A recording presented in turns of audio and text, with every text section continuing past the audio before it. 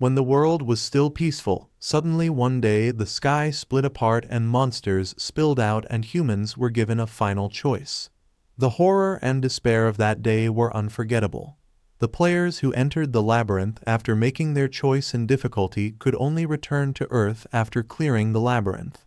Back to the Earth on the verge of ruin due to being overwhelmed by monsters in the destroyed world, our story begins with our protagonist who was annoyed while walking, noticing that the monsters were looking at him. He stopped walking and turned back, wondering why that individual was making things so annoying by fleeing all the way there. Then he found the person named being surrounded by the monsters, but he thought anything had already offed himself and asked sarcastically if that wasn't a spectacle. The monsters numbered 435, 221, and 222 heard him and glared at him with hostility. He sighed and asked mockingly if you really couldn't do anything about that shitty naming sense. The monsters growled and immediately jumped toward him with ferocity. The monsters launched an attack on him, so he activated his addition and multiplication with confidence. Then he swung his sword toward them and cut off the monsters' heads in one strike with ease. Later he knocked on the gate and a hard mode player named Jim Young-jun opened the gate for him and greeted him warmly. He told GM that he was about to die of annoyance and asked impatiently if he couldn't send someone else to do something like it, but GM responded that he already knew that no one but him could do it with admiration. Then GM looked around while asking him curiously about the punk who ran away.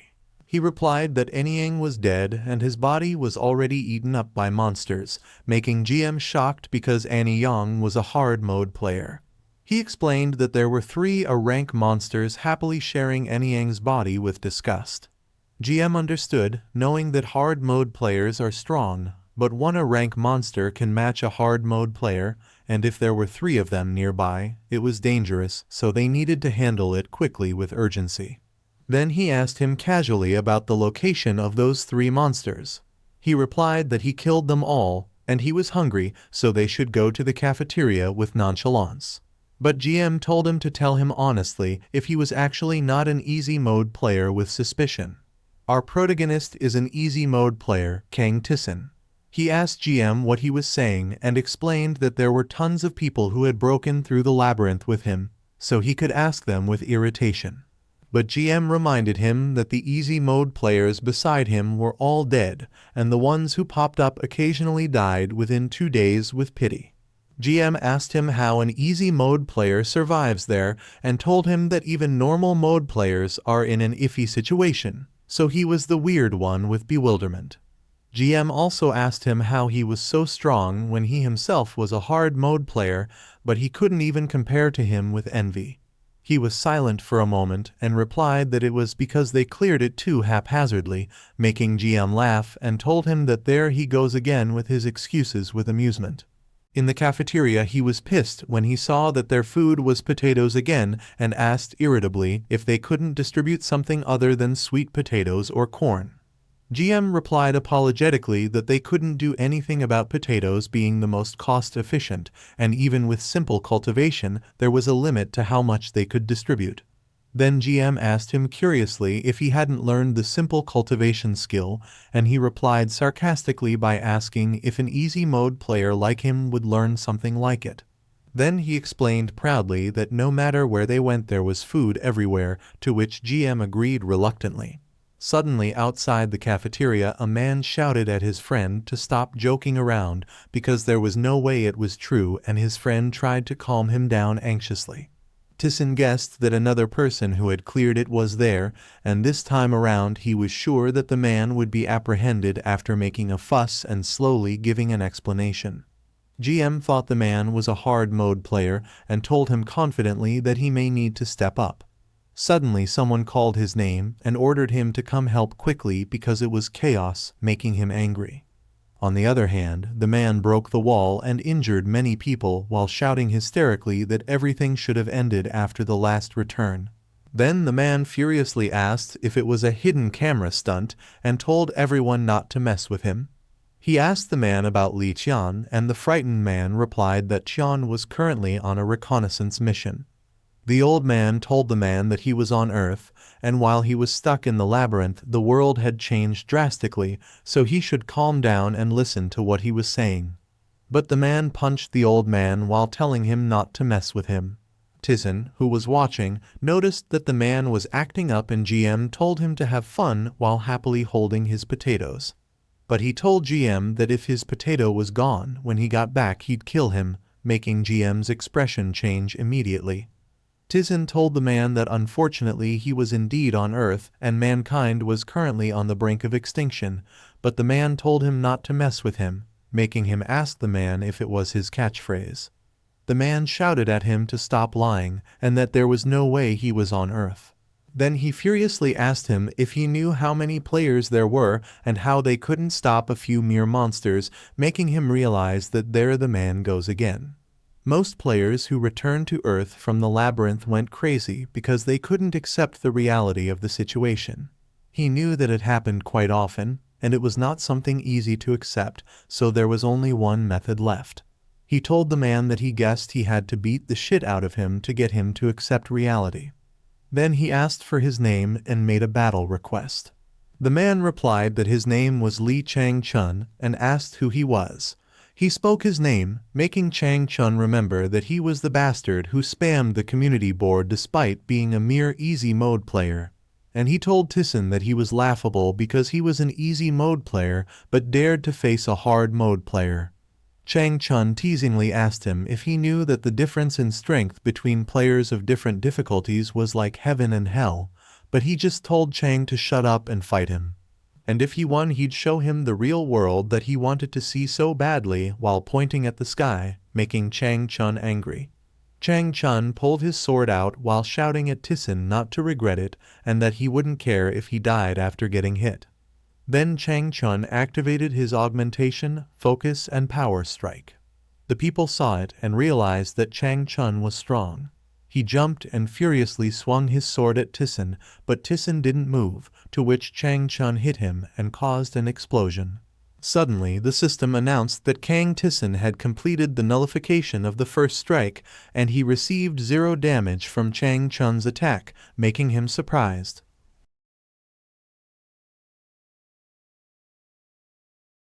and confused. The smoke slowly dissipated in front of him, and he saw TaeSan holding his sword with just his fingers while asking Chang-chun if he was done. Chang-chun was surprised that his attack didn't work and wondered what they meant by nullification of the first strike.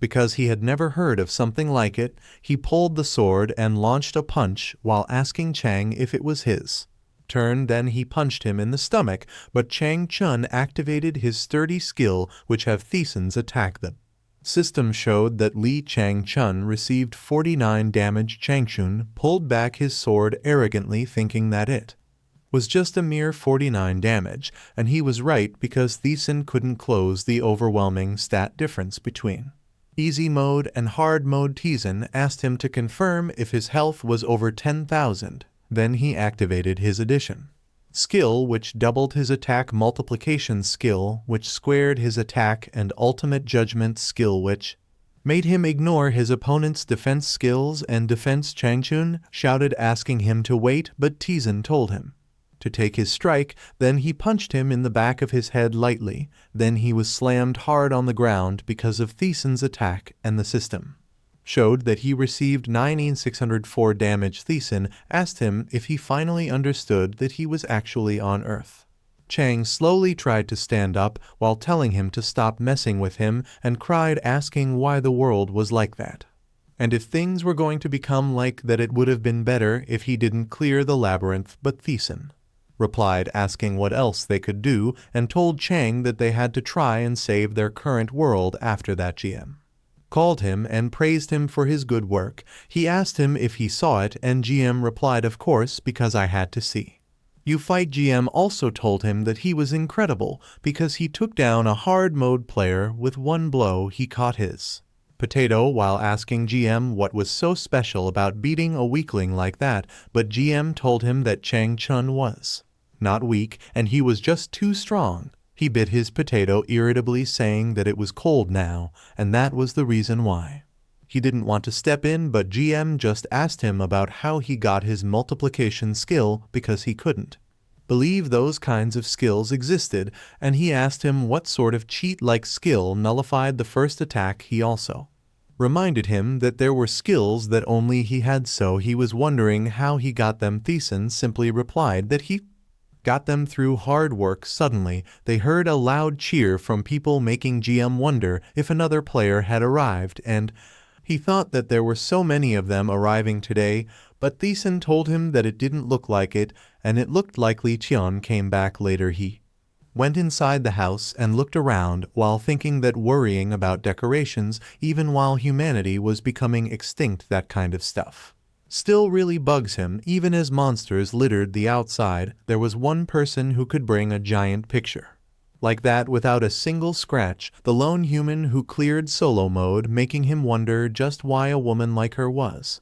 the strongest person in the world. Li Tian. She replied that being fixated on something was vital in a situation like theirs, and asked him why he didn't try getting a hobby like she did, but he responded that she should tell him about it when they actually had time to talk about it, and asked her why she called him there. She replied that she heard he taught a lesson to that hard mode brat, and no matter how many times she heard of an easy mode player schooling a hard mode player, it was still weird.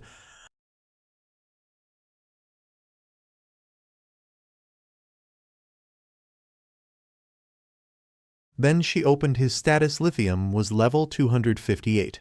Hit points were 45, 810 mana points were 70, 20 strength was 10, 152 intelligence was 9, and 899 agility was 13, 254 attack was plus 15, 421 defense was plus 18, 456, and she was currently scared. He asked her what she was bragging about, but she just replied that she was just checking something and ordered him to show her his status window too. Still, he told her that she was bragging and asked what she had against easy mode players.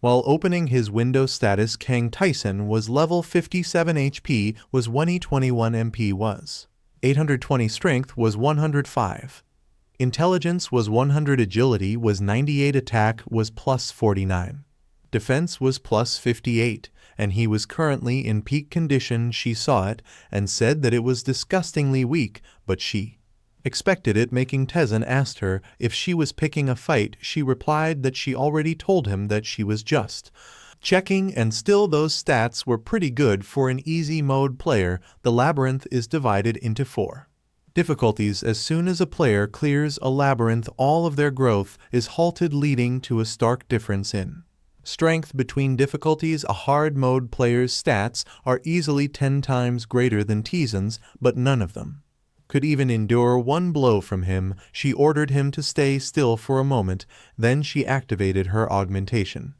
which added half of the base attack to the current attack. She also activates her addition, which doubles her attack, and her perfect aim, which made the next attack guaranteed to hit. Then she launches at TaeSan. She knows that the reason behind the skills TaeSan wielded was that skills could be earned regardless of difficulty. TaeSan stayed still and her attack hit him, but he didn't get injured because he completely nullified her attacks and took 0 damage. He asked her why she did that, but she just replied that she just wanted to, and it was nothing. Also, she told him that complete attack nullification, absolute judgment, exponential attack, and simple time stop were ludicrous skills. Then she asked him if he had 200 skills, and he replied that he had around 230. She asked him to confirm if he said that they were skills he obtained while playing strategically through the tower, and told him that they should have explored it properly like he did, and they should have tried to become as strong as they could have instead of focusing solely on clearing the labyrinth. But he replied that all of that was in the past. Now she sat down while telling him that it wasn't necessarily the case. Then she changed the topic by praising him, saying that he was incredible and they might have been able to win if he played solo mode, but he just looked at her quietly.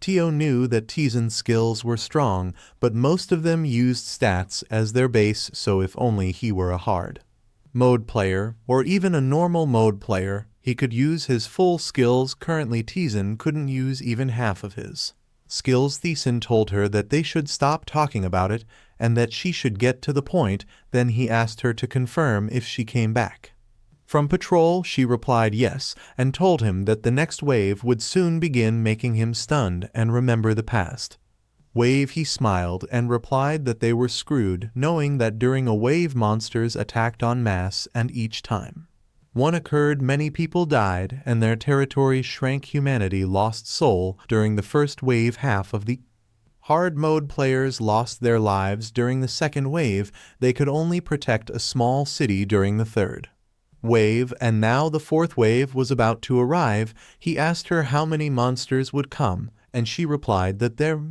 would be 2 S-rank monsters, several dozen of ranks, several hundred B-ranks monsters, and an apostle. He held his head, wordly remembering that 2's ranks, which even Chun had trouble beating, and they were short on hard mode players who could handle a rank monsters, not to mention an apostle which was stronger than his rank monster. But Chun told him that they must at least try to fight the 2's rank monsters. He asked her if she was telling him to die, but she explained that she needed to fight the apostle and reminded him that he was the only one there who could challenge the S-Rex. He walked to the door while telling her that she was such a pain, making her ask him if he was going off to tell the others. He replied that they should at least be given the chance to prepare themselves emotionally, and sarcastically asked her if she wanted them to die knowing nothing. She replied that it was maybe the happier option, but he told her that he didn't think so. Then he left the room, leaving Chun alone, telling him that he was strong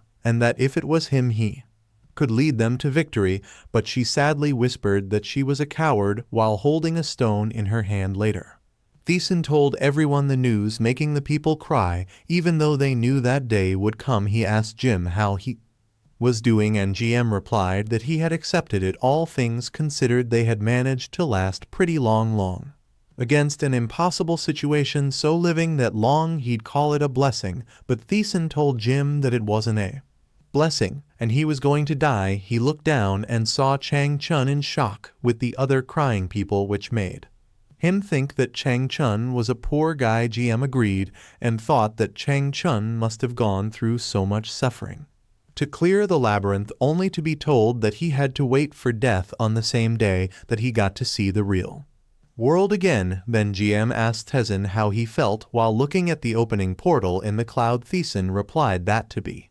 honest, he thought GM had to be the angriest one there, and humanity probably wouldn't have died off if they did half of what GM did. GM told him that he was so pissed off that it was killing him, and asked him if he was happy now. A portal appeared on the ground, and the monsters came out of it. The monsters growled while running toward their base. GM, who saw it, said that it was nuts, and teasingly asked TaeSan what he said. He was going to have to fight. TaeSan replied that he was going to fight 2's ranks. Then he prepares to jump, while GM told him that they should see each other in the afterlife, and that he was probably the one going there first, so GM asked him if he could wait for him, to which TaeSan replied sure. He activated his large leap and jumped into the air, leaving GM alone. He flew higher and turned around to stop while activating his complete surveillance. The system appeared in front of him, showing where the monsters were when he found their locations. He got down on the ground in the center of the monsters,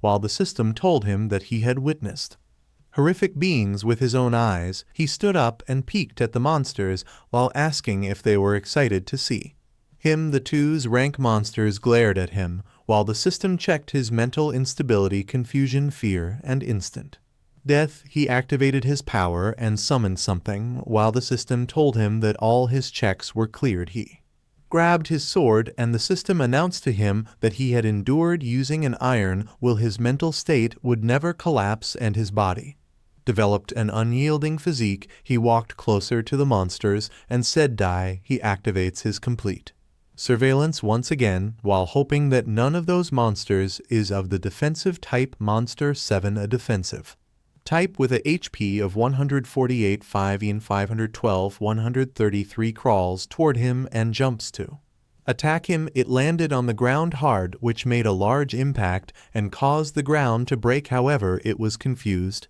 when it saw TaeSan avoid its attack using his acceleration and realized that it would take forever to kill it because it has 148 million health. Then he looks at the other monsters and sees that one of them is named Monster 5, a long-ranged attacking type with 1 in 212 HP, making him think that it is doable. It attacks him, but he knows that he doesn't have an answer for either of the monsters. Monster 5 uses its tentacles to attack him, but he avoids it and cuts off its tentacles multiple times. His attack damage is 42, 38, and 32 to Monster 5, making him notice that his damage is reduced when attacking the tentacles, so he realizes he needs to aim for the head. He jumps to attack its head, but before he can get closer, it releases a powerful attack. Fortunately, he completely nullifies the first attack, taking no damage. He gets down, realizing that the attack shoots in whatever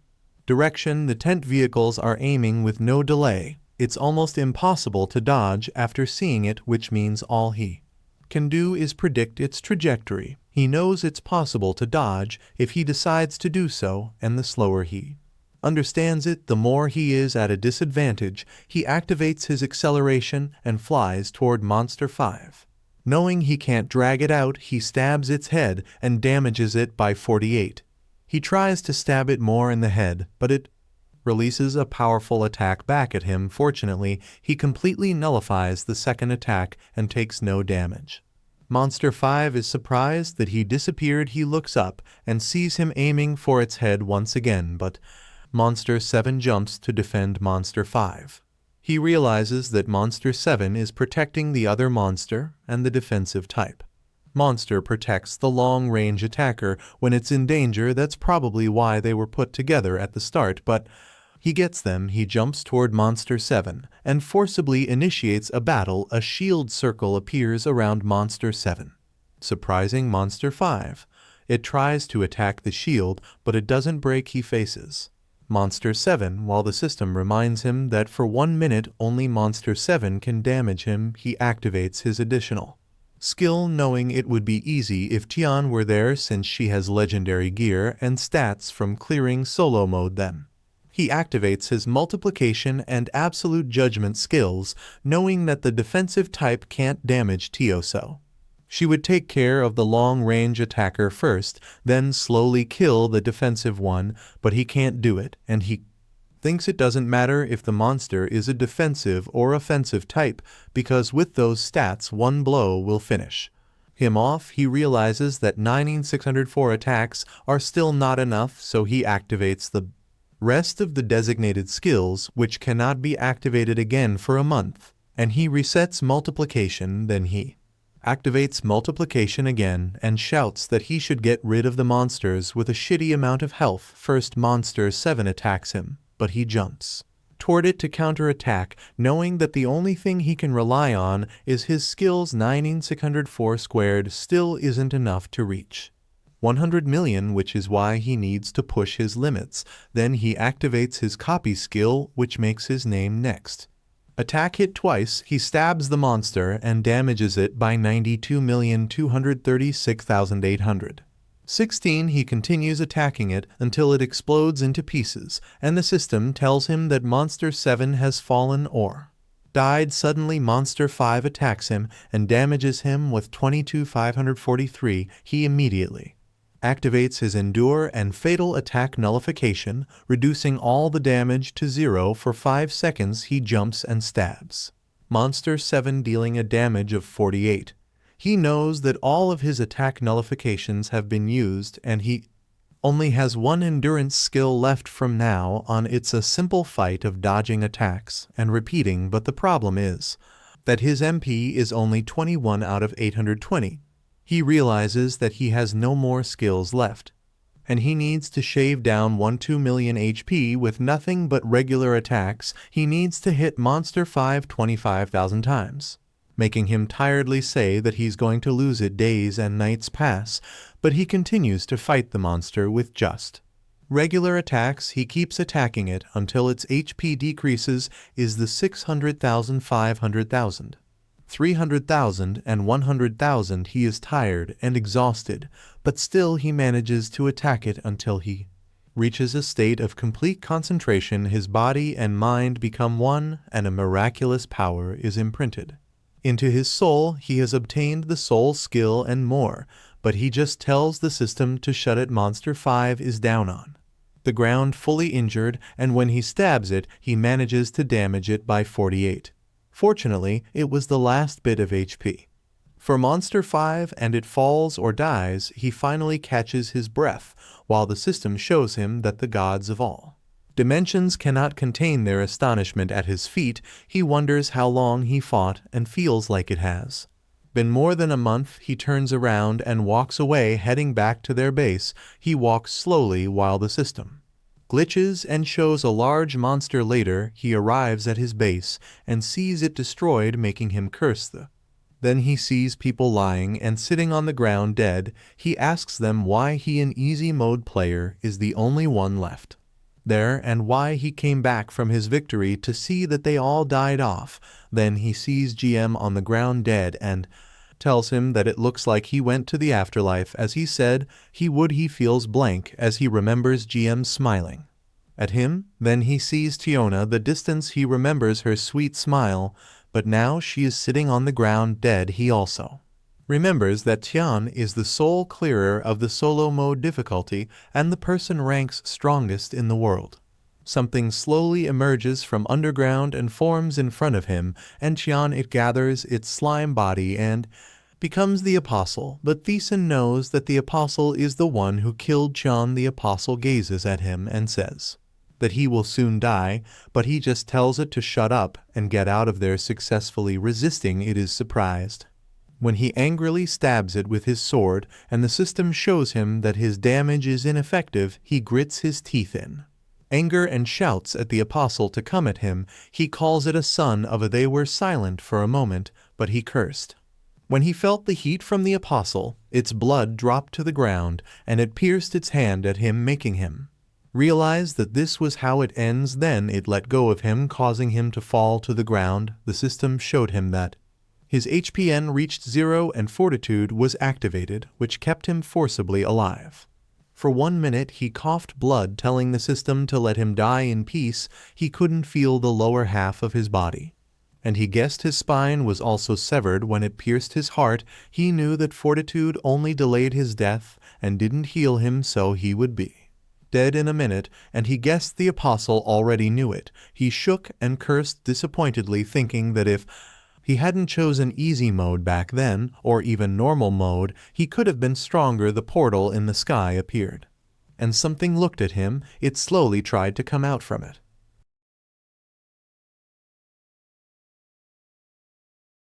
He started to become angry and called his subordinates a useless. He told them that they couldn't even build up their own strength properly because they were too busy trying to clear the labyrinth. Furiously, he asked them how the hell they were so weak. Even after choosing normal or hard mode, he thought that if only they did half the work they could have survived. But then he stopped and lay on the ground. He thought it was already in the past and something he chose to do, so there was no use in blaming others. He thought it was where humanity ends. Suddenly, he saw something shiny in Tian's. He looked at it closely, wondering what it was. Then he proceeded to crawl toward it, while realizing that Tian was trying to protect something too. He tried to get closer to it, even though he was at the peak of dying, but the apostle glared and screamed at him. He activated the last chance, which allowed one skill to be used without any restrictions. He shouted time stop, and the system informed him that he had activated a simple time stop freezing time within a 100-meter radius for 2 minutes. He grabbed the stone in Tian's hand and ordered the system to check it. The system showed that it was the Al-Rabaros Bezdar, a relic of the gods that controls the cycle of all life and can turn back the time of one person. Once he was surprised that it could turn back time and wondered why Li Chan had it. Suddenly, he heard the monster break out of the portal in the sky and come out of it, but he told the creature that they would see each other next time. It flew toward him to eat him, but he activated the Al-Rabaros Bastar in time. He saw his younger self, hearing that he was a useless piece of, and asked him why he was born. When he was little, his parents used him to relieve stress, and he will leave their words after. Getting beaten down like that, he thought he had no worth. That weakness led him to choose an easy mode, but he thought it was not the case anymore because he knew his own worth and talent. Now suddenly he woke up and was surprised to see garbage and a dirty room in front of him. He sat up and checked his phone when he saw that it was 1:102 p.m. on December 31st, 2019. He realized that he had really gone back in time. He remembered that on January 1st, 2020, at the dawn of the new year, the Earth's fall would begin. He ate pizza while wondering how long it had been since he last had pizza because all they ate after the apocalypse were potatoes and monster carcasses. A minute later, he finished the box of pizza and thought about how Cheon had an item that could turn back time, but he wondered why she didn't use it even until the end. When the Leetion he knew would have run away, he came out of his room and looked outside. It was 11:58 p.m. and the apocalypse was imminent. He thought that everyone in the world must be counting down the time right now, welcoming the new year, while thinking that things would work out for the better. Unfortunately, just as the New Year's struck, the world collapsed. The people on the street heard something and asked others if they had heard something just now. They wondered if there was some sort of event happening somewhere. When 12 a.m. arrived, the people saw something and were confused about what it was. A portal appeared in the sky and a monster slowly came out of it, leaving people in shock and wondering what the hell it was. But he just looked at it. He was shocked back then, but he knew what it was now, and he knew that the monster was a B rank, a creature that a hard mode player could fight without any problem. So he wondered if it was about the time the system appeared in front of him and the other people who were running for their lives, saying hello to them. The system told them that their world was going to be destroyed by invaders, and that the weapons they had so carefully crafted were of no use against them. The monster slowly emerged from the portal, and the news announced it to everyone, but the system told them not to worry. The people attacked the monster using guns, but it didn't get hurt. Instead, it got angry and attacked the people with its fire, while the system told them that a merciful being who had taken pity on them had decided to give them all a chance. They would be given in a choice and could select the one they wished to choose and enter the labyrinth to clear it and gain power. He cursed at the system while walking on the street full of running and panicking people. The system asked him to choose from easy mode, normal mode, hard mode, and solo mode. While he said that they were just crazy for entertainment, he had been a timid little boy before, but now the system opened the labyrinth door for him. He saw his younger self looking at him and asked himself why he didn't head out now. If they choose the easy mode, they will be blessed with abundant food and rest areas that exist in each labyrinth. Even ordinary and frail individuals can eventually clear it if they put in the effort. If they choose the normal mode, food is scarce, and there are definitely fewer rest areas and labyrinths compared to the easy mode. Although it will be difficult to survive, they will be able to clear it if they do their best and avoid falling into despair. If they choose the hard mode, they face extreme difficulty that challenges their limits. Food and rest areas are severely lacking, and monsters will throw their lives away just to kill them unless they can find even a small amount of safety. They will meet a horrible death. Lastly, if they choose the solo mode, they will be alone, without the possibility of encountering anyone else from their world.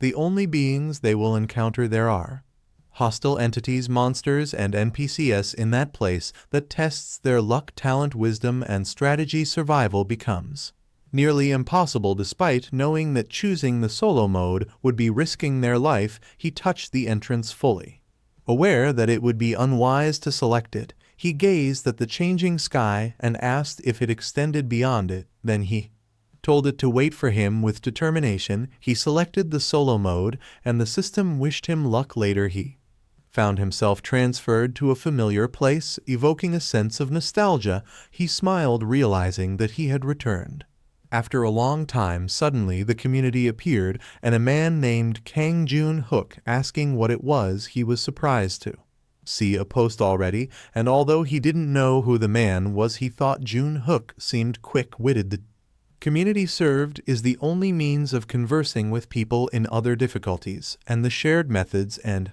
strategies provided immense help, he replied, wishing Jun Hope good luck. He knew that he could effectively utilize the community later, so there was no point in using it. Now he needed to check something right away, he recalled Tian.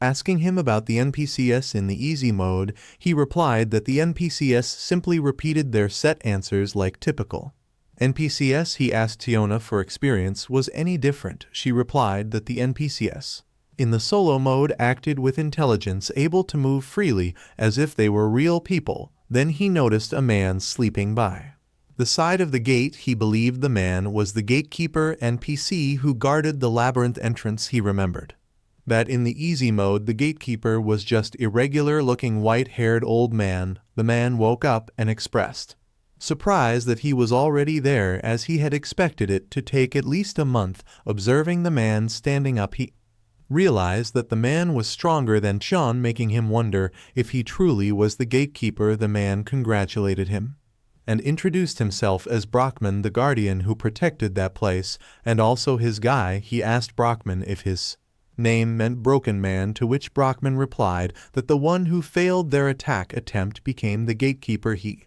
asked if it wasn't kind of cool. Brockman explained that he assumed TaeSan had heard the gist of it outside their world was facing destruction by invaders, and this opportunity was granted by a magnanimous transcendent being. It was needlessly merciful, since being annihilated would have led to more happiness. TaeSan noticed that Brockman spoke as if he had already experienced it. Chan's statement about the NPCs in solo mode being actual living beings from destroyed worlds seemed to be true. He looked at Brockman calmly, making Brockman wonder why he was so composed.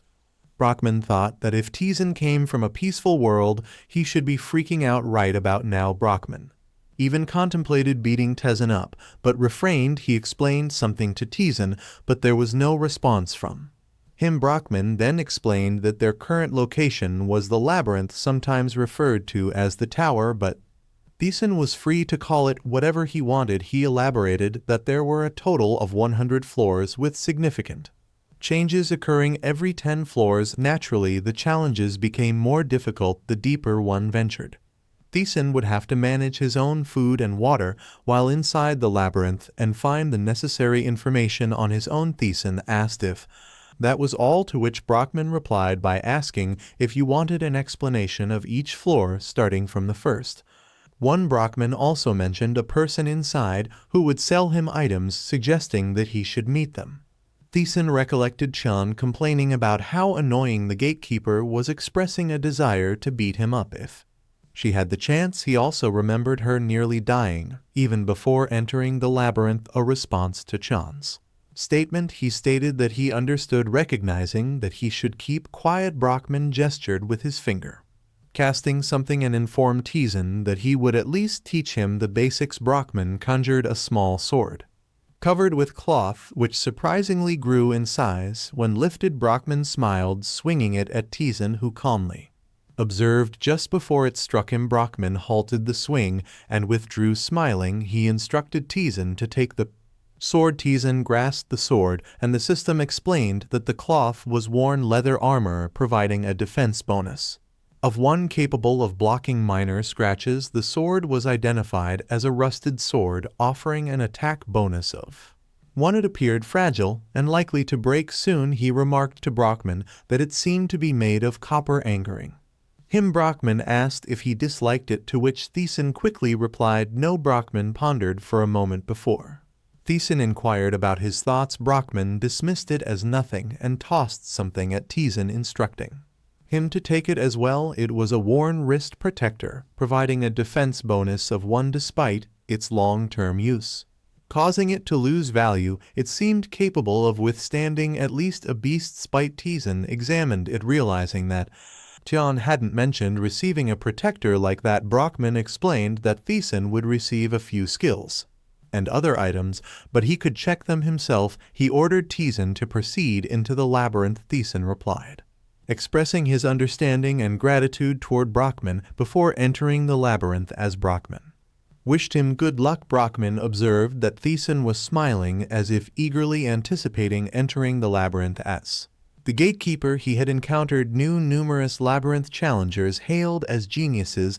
but none had managed to clear it. However, he believed TaeSan was different. It wasn't just about talent or skill, there seemed to be a deeper foundational power within TaeSan to survive. Brockman sat down once more, hoping that TaeSan would make it through. On the other hand, TaeSan halted his steps as the system appeared in front of him. The system explained that the labyrinth was created by a great magician long ago, and a rumor circulated that a wish would be granted to whoever could clear it. It warned him that it was a sealed world where terrifying beings lurked in silence and living creatures perished. Everything within the labyrinth existed to oppress him, but if he could endure the deep and dark trials, eternal glory awaited him. He emerged from the tunnel and reached the entrance of the labyrinth floor 1. The system informed him that beings vulnerable to stabs inhabited this floor, and their powers were not particularly strong. He smiled and asked if he should begin. The system replied that the main quest was starting, and the system explained to him, indicating that there were many secrets in hidden areas. Depending on the CIA secrets he found, different rewards would be given when he cleared the floor. His mission was to defeat the boss of floor 1 and proceed.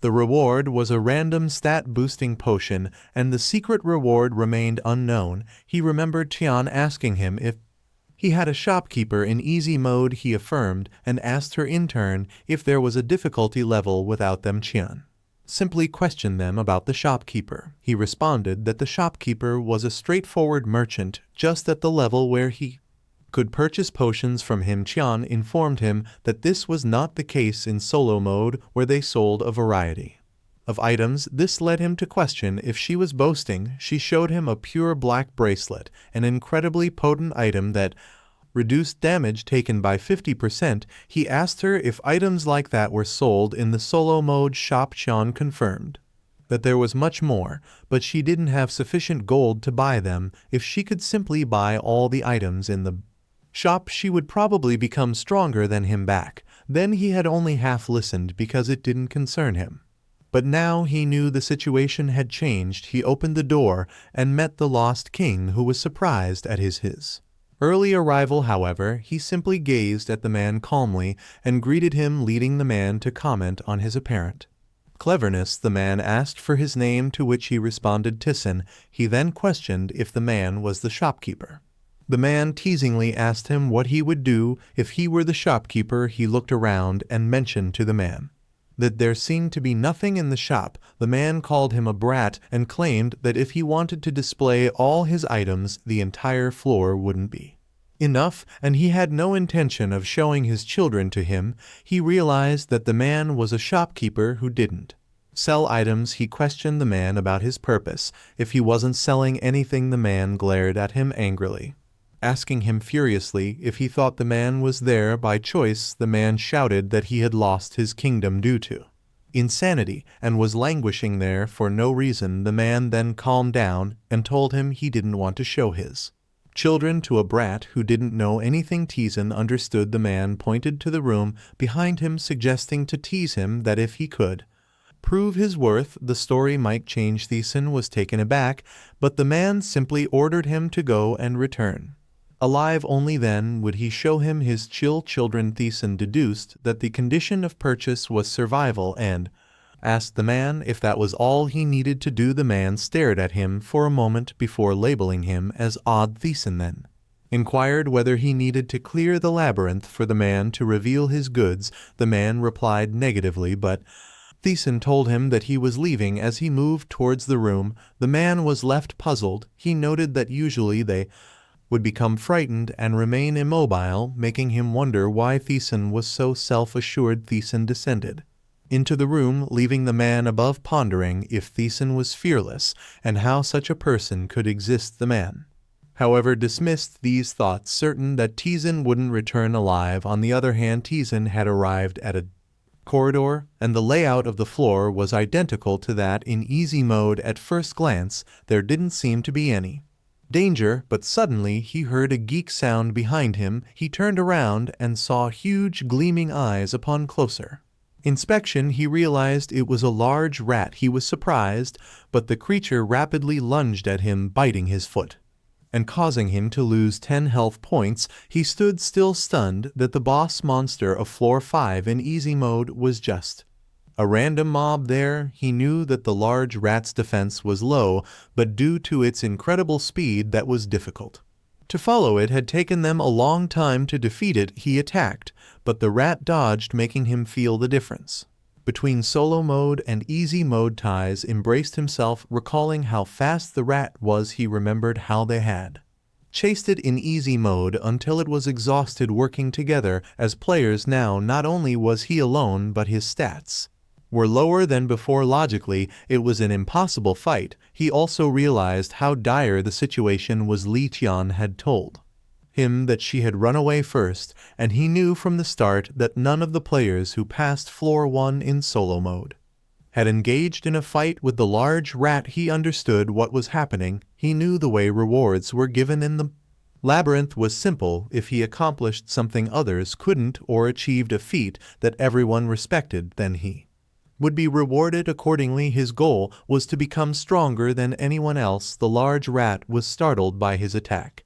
Still, it managed to evade him, leaping backward. While he attempted to predict its movement, he noted that it was shaking in fear, reminding him that it was a living, breathing creature, and its movements weren't instantaneous. The rat attacked, but he noticed it contracting its leg muscles and inflating its chest. He struck it as it jumped backward to dodge. The system informed him that the rat was intimidated by him, and its thinking ability was dulled. He surmised that with its small brain, the rat would have difficulty understanding what was happening since he was defending his ankles from its attacks. It would go for the next easiest target. Even its limited jumping ability, it would aim for his wrist. As the rat lunged towards him, attempting to bite his wrist, he lifted his arm, protected by a wrist guard from Brockman. He declared it was dead and stabbed it with his sword. The system notified him that the rat was immobilized and would take increased damage. He attacked continuously, inflicting 4, 5, and even more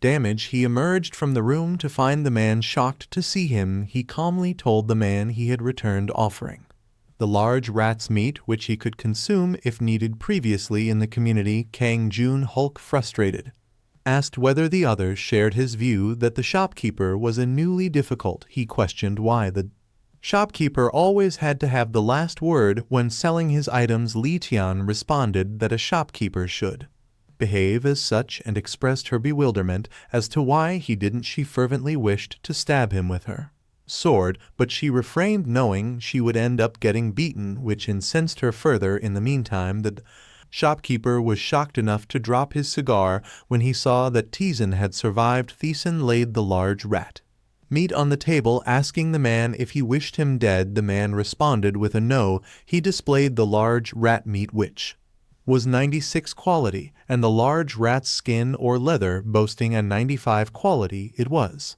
the leather of the large rat and appeared to be quite warm. They inspected the items as TaeSan asked the man to confirm if he was also making purchases. Since it was a shop, he questioned how much he could get for those items, but the man was still stunned that he had managed to kill one. TaeSan asked the man why he was so surprised, reminding him that if he had killed one, then he had killed one. The man recognized the authenticity of the kill. It was of the highest quality, implying TaeSan had hunted it down flawlessly with minimal mess, and this was accomplished by a greenhorn who had just entered the labyrinth. The man told him that since he had met his requirements, he would open the shop up for him. TaeSan asked what the man sold, and the man replied that he sold everything. He simply told TaeSan to let him know what he wanted. TaeSan inquired if the man had a tower shield, which led the man to ask if he was referring to one of those large ones. TaeSan responded affirmatively, specifying that he wanted one big enough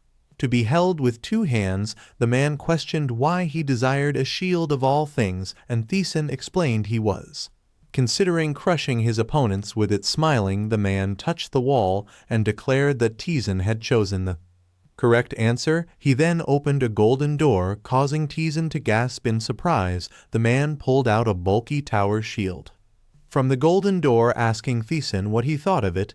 It had an attack bonus of +1, a defensive +5.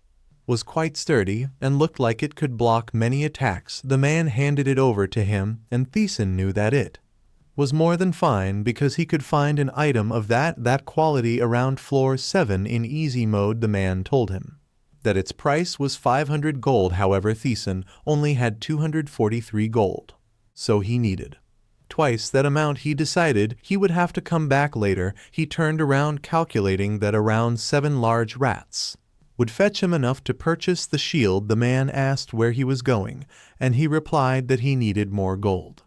However, the man tossed the shield at him, telling him not to worry about it and that he would give it to him for free.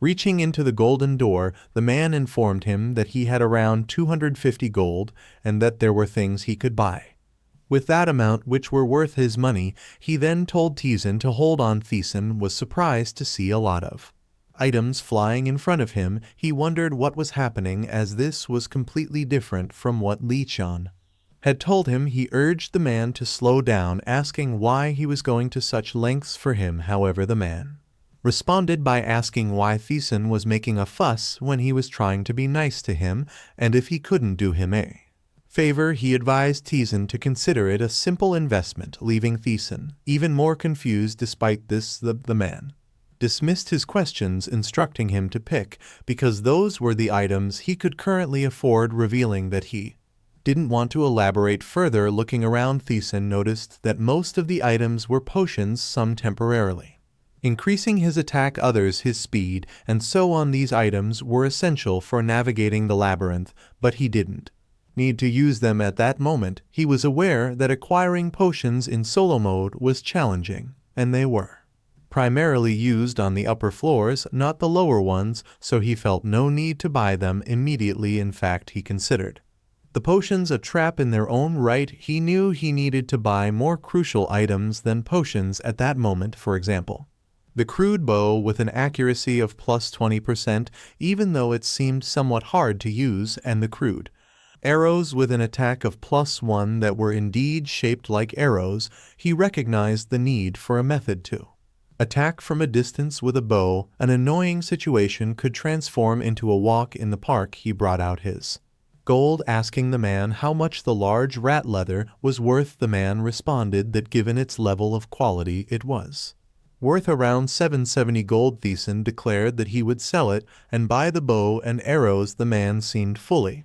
satisfied and enthusiastically handed the bow and arrows over, leaving TaeSan wondering what was truly happening. Moreover, he was certain something had changed. The man asked him to confirm if he understood that his health wouldn't recover in the labyrinth. TaeSan confirmed that he did. The man then explained that there was something called the Spring of Life on the first floor where he could restore his health. He could use it an infinite number of times as long as he didn't leave the floor. The man offered to show him the location and mark it on his map. He also warned him about an erratic old man at the site, but he assured TaeSan it wouldn't be a problem. TaeSan recalled that Tian had also been told about the location of the Spring of Life. However, she had shared that the shopkeeper had insulted her while doing so, suggesting she hole up there and starve to death. TaeSan couldn't help but wonder what had changed the shopkeeper's attitude. He pondered whether it was due to the difference in their tactics. He remembered that Lee-chan had failed to kill the large rat and had run away. In contrast, he had faced the creature, killed it, and returned earned. He considered whether this contrast in action had caused the shopkeeper to change his attitude towards him. He had killed the large rat on his way, using his shield, achieving victory over the creature. He was aware there were several questions that he couldn't answer at the moment, like the activation of his interception skill and the fact that his agility had also permanently increased by 1 when he had first succeeded in killing a large rat. He wondered why there were so many status screens from killing one random mob. In addition to his basic skills, he also had skills that he had earned on floors 20 and 40 in Easy mode, he hadn't expected to obtain those on the first floor of solo mode. He observed the soul skill, noting that his interception skill increased proficiency by 100 and his soul had experienced a higher plane of existence consequently. Every time his higher dimension soul won, it would steal the opponent's power. He remembered that while he was fighting the S-rank monsters, the system had informed him that he was in a state of complete concentration. His body and mind were unified, and a miraculous power had been imprinted onto his goal. He had obtained the soul skill interception.